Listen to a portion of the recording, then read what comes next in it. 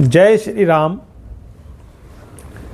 आपके समक्ष अपनी पुस्तक रामलला के कुछ अंश प्रस्तुत कर रहा हूँ। पिछले वीडियो में आपने देखा कि महर्षि विश्वामित्र वशिष्ठ के सहयोग से राजा दशरथ से उनके राजकुमार राम और लक्ष्मण को मांगकर अपने साथ ले गए अपने यज्ञ की रक्षा हेतु। अब यहाँ से आगे का दृश्य आपके समक्ष प्रस्तुत है। दरबार से निकलने के पश्चात महामंत्री सुमंत्र के आग्रह पर उन्होंने रथ नहीं लिया, ना ही राम और लक्ष्मण ने रथ के लिए कोई आग्रह दिखाया। वे साधारण राजकुमारों की भांति बिना किसी प्रतिरोध के पूर्ण समर्पण भाव से महर्षि विश्वामित्र के पीछे पीछे चल दिए। नगर से निकलने के पश्चात वे वन की राह पर चले। पूरा दिन चलने के उपरांत जब संध्या हुई तब तक वे सरयू नदी के तट पर पहुंच गए। अब यहाँ से आगे का वृत्तांत सुने। बिखर गया है रक्तवर्णी प्रकाश स्वच्छ आकाश में, हो उठा है लाल कल कल बहती सरयू नदी का जल। कोलाहल कर रहे हैं पक्षी वृक्षों पर रैन बसेरे के लिए। ठिठक गए मुनि विश्वामित्र के पांव सहसा जानकर संध्या काल। यही होगा प्रथम पड़ाव हमारी यात्रा का हे राम। विश्वामित्र ने मीठी वाणी में कहा। तीनों प्राणियों ने किया प्रणाम सरयू नदी को, फिर जल में प्रवेश कर आचमन किया पवित्र जल से और फिर संध्या बंदन हेतु उपस्थित हुए राम लक्ष्मण और महर्षि विश्वामित्र।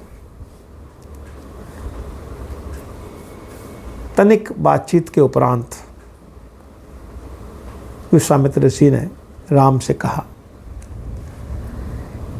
कि किए प्राप्त मैंने अनगिनत शक्तियां तप के माध्यम से। हुआ है उपस्थित यह क्षण एक लंबी प्रतीक्षा के बाद, जब तुम हो मेरे समक्ष एक सुयोग्य पात्र के रूप में उपस्थित हैं, जिसमें वे सभी गुण जो आवश्यक हैं इन शक्तियों को धारण करने हेतु। हे राम, करता हूँ मैं प्रदान तुम्हें दो महाविद्याएं, बला और अतिबला। हैं ये महाविद्याएं मानस पुत्रियां सृष्टि के सृजनहार ब्रह्मदेव की, जो कभी प्राप्त हुई थी मुझे उनकी कृपा से। इन्हें धारण करने वाला व्यक्ति सदैव मुक्त रहता है क्षुधा और तृषा से। रोग और जरा भी नहीं कर सकते उसको स्पर्श। विजय और सौभाग्य सदैव रहते हैं उसके साथ। नहीं कर सकती आघात आसुरी शक्तियाँ। असावधानी और निद्रा की स्थिति में भी रहता है वह अजेय। सदैव इस संसार में नहीं रहता कुछ भी अलभ्य उसके लिए इस ब्रह्मांड में। हे राम, बैठ गए राम ध्यान की मुद्रा में महर्षि विश्वामित्र के समक्ष। सौमित्र देख रहे थे इस संपूर्ण वार्तालाप को और इस संपूर्ण प्रकरण को बहुत ध्यानपूर्वक। तभी किया आह्वान ब्रह्मर्षि ने उन महाविद्याओं का दिव्य मंत्रों के उच्चारण के द्वारा अगले ही क्षण प्रकट हो गई वे महाविद्याएं, धारण कर दिव्य शरीर, और कर गई प्रवेश राम के हृदय में ब्रह्मर्षि के संकेत पर। आलोकित हो उठा राम का शरीर एक दिव्य आभा से। झुकाया मस्तक राम ने गुरु के चरणों में श्रद्धापूर्वक। हो उठे भावुक विश्वामित्र प्रेम के अतिरेक में।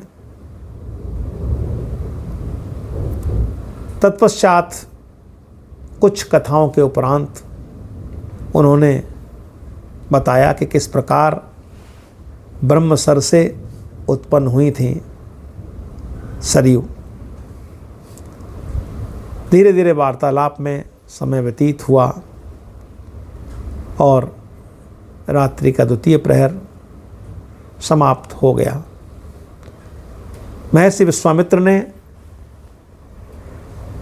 उन्हें शयन करने के लिए सुझाव दिया कि अब ये शयन का समय है, तो शयन करना चाहिए। तीनों प्राणी वहीं सरयू की रेत पर विश्राम करने के उपरांत निद्रा में चले गए। प्रातःकाल सबसे पहले लक्ष्मण उठे। उन्होंने चरण बंदन कर भ्राता राम को जगाया। तत्पश्चात महर्षि विश्वामित्र उठे और फिर तीनों प्रातःकालीन बंदन हेतु सरयू नदी के जल में उतर गए। फिर लक्ष्मण के द्वारा एकत्रित किए कुछ फलों का रसास्वादन किया तीनों ने।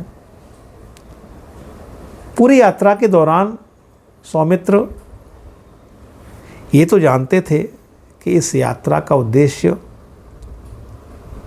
सिर्फ केवल वन भ्रमण तो नहीं हो सकता,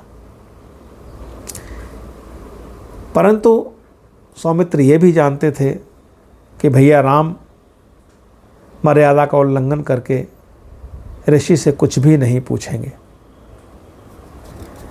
इस कारण सौमित्र की उत्सुकता शनैः शनैः बढ़ती जा रही थी। तभी महर्षि विश्वामित्र ने कहा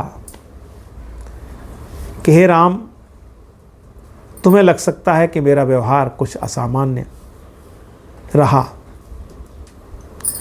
परंतु मेरे पास कोई दूसरा विकल्प नहीं था तुम्हें यहाँ ले आने के अतिरिक्त। हुए होंगे पीड़ित तुम्हारे पिता भी अवश्य ही मेरे इस व्यवहार से, किंतु चाहता था मैं जो कुछ भी तुम्हें सुनाना और दिखाना नहीं था वो संभव राजभवन में रहकर। ये बात सुनकर लक्ष्मण चौकन्ने हो उठे कि ऋषि कुछ कहना चाहते हैं।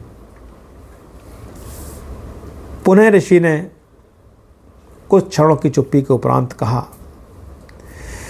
कि मैं तुम्हें अवगत कराना चाहता हूँ आर्यावर्त की वास्तविक स्थिति से। अयोध्या के भीतर जैसा दिखता है ठीक वैसा नहीं है आर्यावर्त।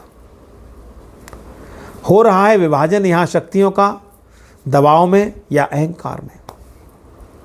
खो चुके हैं अपना नियंत्रण इन अलग होती विभाजित होती शक्तियों से तुम्हारे पिता भी इस समय, यद्यपि वे चक्रवर्ती सम्राट हैं,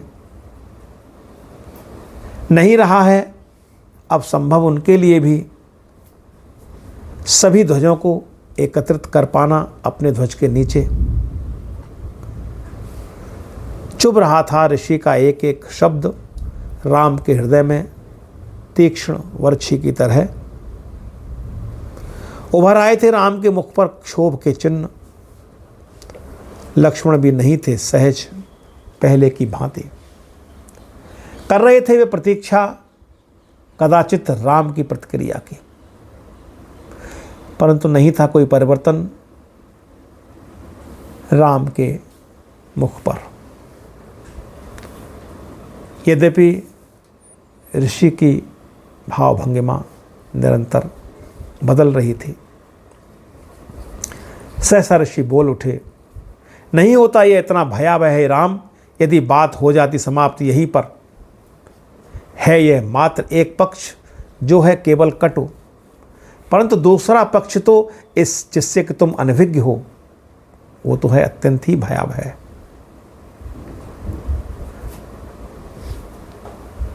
पुनः मौन हो गए महर्षि विश्वामित्र,